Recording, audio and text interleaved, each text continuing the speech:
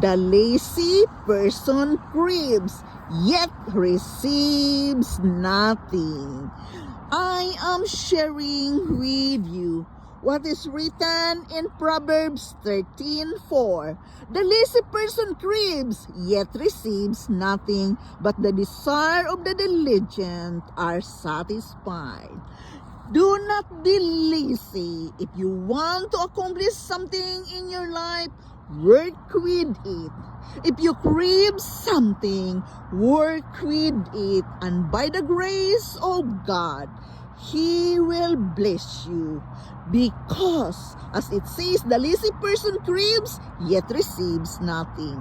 We receive nothing. We cannot do the work. We must do the work so we can feel satisfied at the end of the day.